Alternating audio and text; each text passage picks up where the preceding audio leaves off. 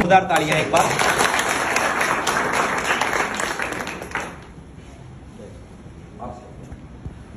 सबसे पहले तो इस गांव के प्रांगण में जो मेरी मातृ शक्ति पिता तुल्य बुजुर्ग आप सभी के चरणों में राम राम। ये एक ऐसा सितारों का गांव है सातरोड। इस मिट्टी के अंदर जिसने जन्म लिया है उसने इज्जत पाई है, भाईचारा पाया है, कामयाबी पाई है। सबसे पहले तो इस गांव को नमन, इस गांव के लिए एक बार जोरदार तालियां मिली।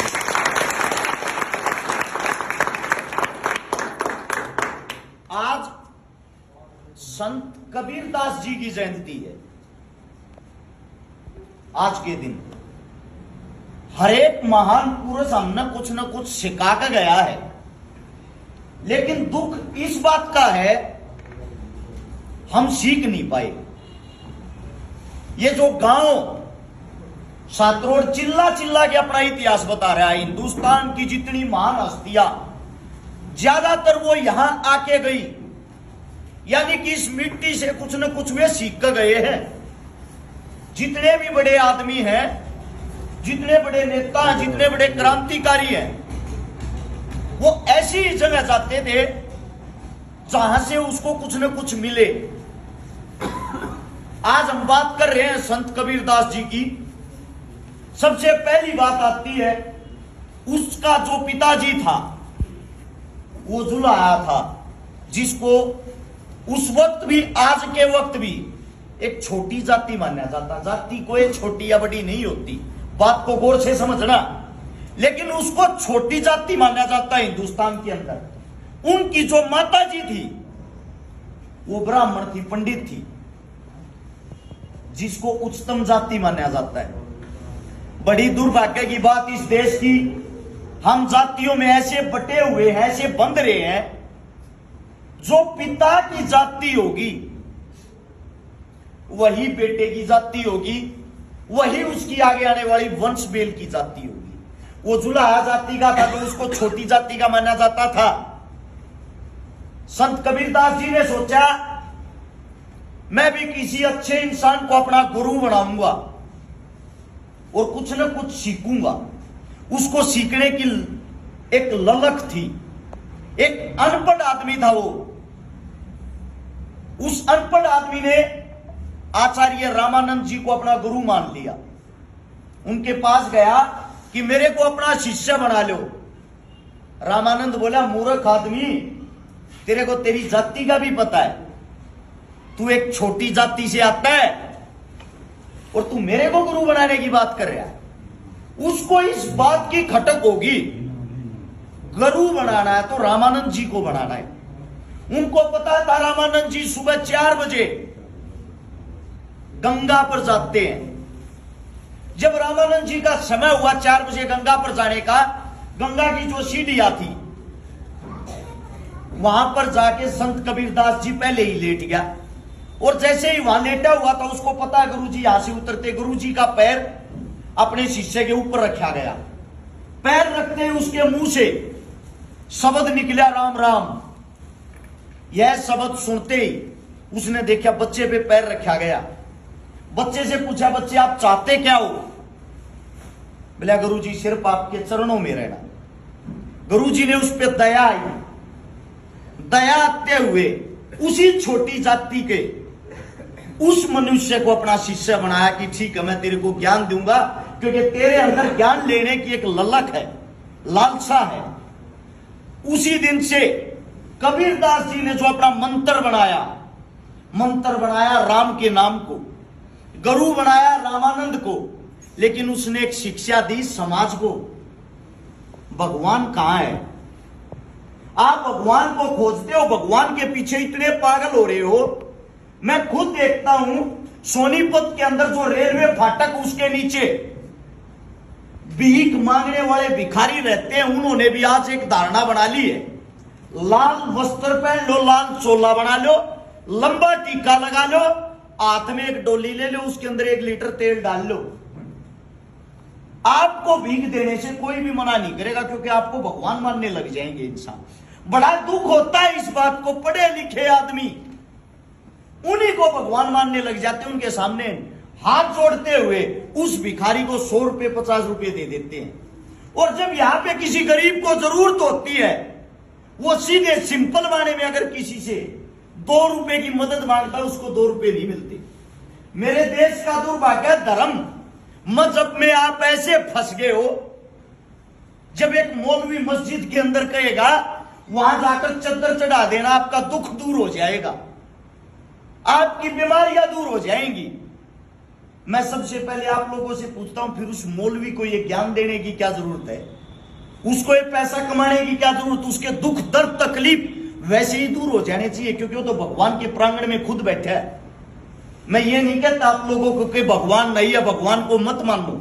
मैं ये कहता हूं भगवान है, लेकिन इतने मूर्ख मत बनो कि पत्थर के अंदर भगवान हो। भगवान किस चीज में? संजीव चीजों में, जिसके अंदर जी है। निर्जीव चीजों में भगवान नहीं है। इस पत्थर में, इस ये जो यहाँ पे ईंट लगी हुई है, रोड़ी कंकर लगे हुए, इसमें भगवान नहीं है। भगवान इंसान के अंदर है। हमारे माता पिता हमारे को खाना खाना सिखाते हैं, हमारे गुरु हमारे को ज्ञान देना सिखाते हैं, हमारा समाज हमारे को रीति रिवाज सिखाता है, हमारा समाज हमारे को जीना सिखाता है। वो भगवान है। इन महापुरुषों से एक शिक्षा लेके देखो। एक दिन गंगा के घाट पे कबीरदास खड़ा था। कबीरदास ने देखा एक इंसान गंगा में ऐसे पानी दे रहा है, सूर्य को पानी दे रहा, हम भी देते हैं। कबीरदास जी ने उससे पूछ लिया, ये आप क्या कर रहे हो? बोला, मैं सूर्य को पानी दे रहा हूं, सूर्य की तरफ मुंह करते हुए। कबीरदास जी ने भी गंगा से पानी उठाया, उससे उल्टा मुंह करके पानी देना शुरू कर दिया। वो इंसान हंसा और कबीरदास जी को बोला, मूर्ख, सूर्य उधर है। कबीरदास जी बोला, मूर्ख तू है, मैं नहीं, मैं सूर्य को पानी नहीं दे रहा। बोला, फिर आप किस चीज को पानी दे रहे हो? मैं अपनी जमीन को पानी दे रहा हूं, मीना बरस रहा, मेरी खेती मर जाएगी। यह बात सुनते हुए वो इंसान जोर जोर से हंसते हुए बोला, आड़े तब पानी दिए थे तेरी कौन सी खेती भरेगी? कबीरदास ने उसी वक्त कहा, आड़े तब पानी दिए थे तेरे सूरज की कौन सी प्यास बुझ जाएगी? हर महापुरुष आपको चिल्ला चिल्ला के शिक्षा देता गया, शिक्षा देता गया। 1398 में कबीरदास जी पैदा हुए, 1518 में हमारे बीच से चले गए, यानी कि 120 साल का उनका जीवन रहा। गरीबी काल में उसने अपना जीवन काटा। उसने बार बार आप लोगों को शिक्षाएं दी, उस शिक्षा के ऊपर कोई काम नहीं करता। यहां आके वही फंस जाते हो, जाट ब्राह्मण खाती बाणिया चमार लोहार। शमशान में एक बार चक्कर लगा के देखना, क्या किसी अंतिम संस्कार की मिट्टी उठा के आप लोगों को कोई फर्क नजर आया? सब राख हुए पड़े, बड़े बड़ों की अकड़ वहां जाके निकल जाती है। यह समाज जीता जागता उदाहरण है। इस समाज से एक दूसरे से कुछ न कुछ सीखो। दुख इस बात का है, जब आप यहां से चले जाते हो भूल जाते हो कौन कबीरदास।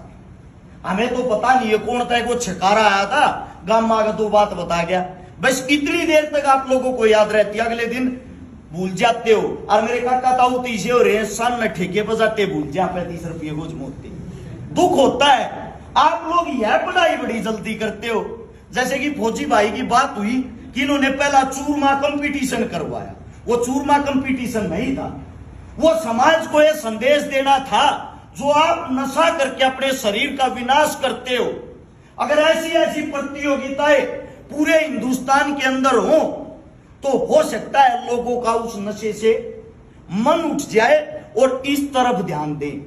हमारा खान पान हरियाणा का फेमस है, मशहूर है, अच्छा रहा है, हम उससे ना भागे, उसी पे जुड़े रहे।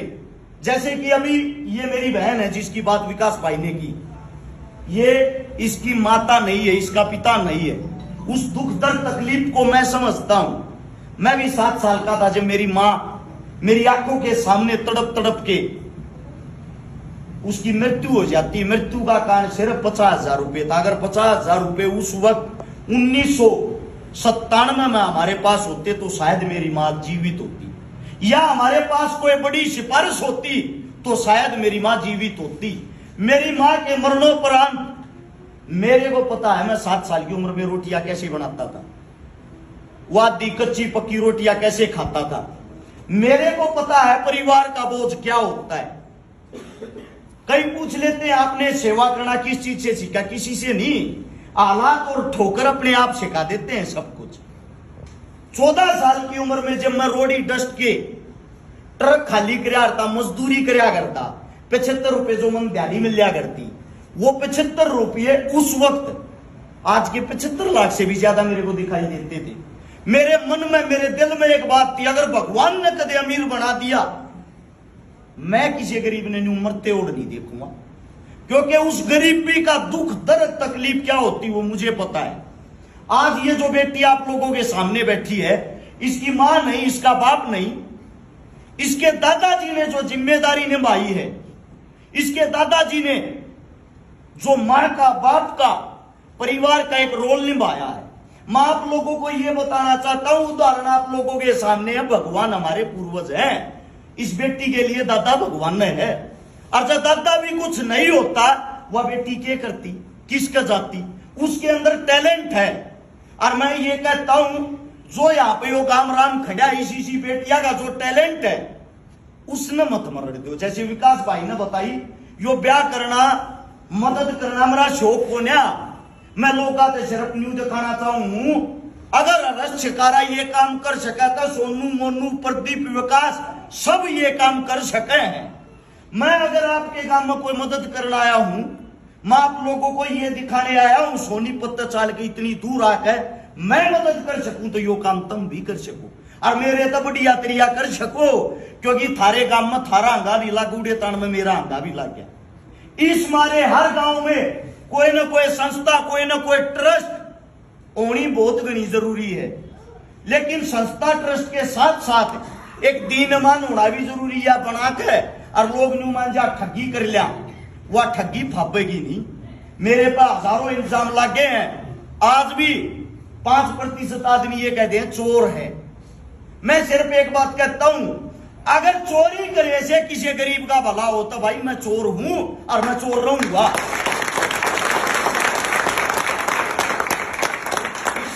आप सबसे भी एक गुजारिश, एक विनती है, अगर आपके गांव में ज्यादा से ज्यादा कहता हूं हर सीजन में 20 गरीब बेटियां का ब्याह होता होगा, 20 गरीब बेटियां ऐसी होती होंगी जिसका एक सीजन में यानी कि 1 साल में ब्याह हो, यो गांव राम इकट्ठा होता है और उस 20 बेटियां की जिम्मेदारी ले ले, उस 20 बेटियां ने ब्याह दे, गांव के अंदर प्यार प्रेम भी रहेगा, गांव में ये भी लगेगा हमारे सर पर कोई ना कोई खड़ा है। ये जो बहन बेटियां हैं ये गांव साज लियो यार, बेटी चाहे दुश्मन की हो घर के बाहर फेंट जा, गांव के बाहर फेंट जा, गवांड में फेंट जा, हम आशीर्वाद दिया रे बेटी जीतती रहे।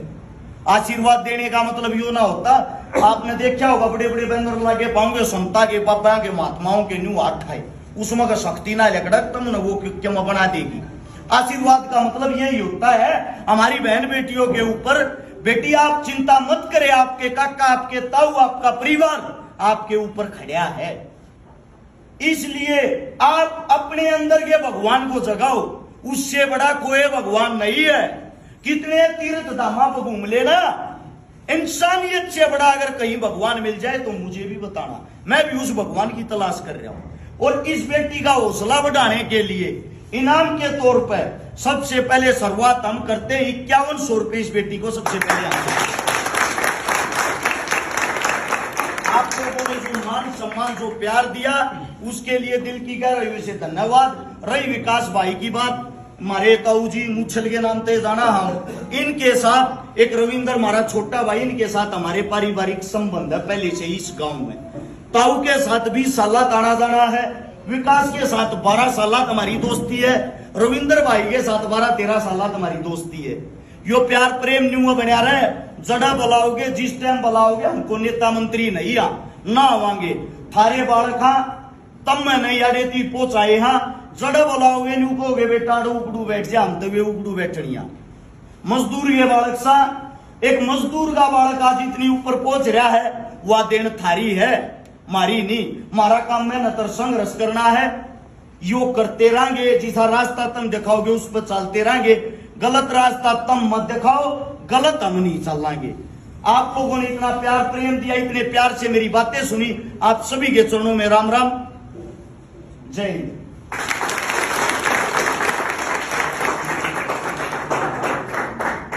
आज उस बेटी देवे क्या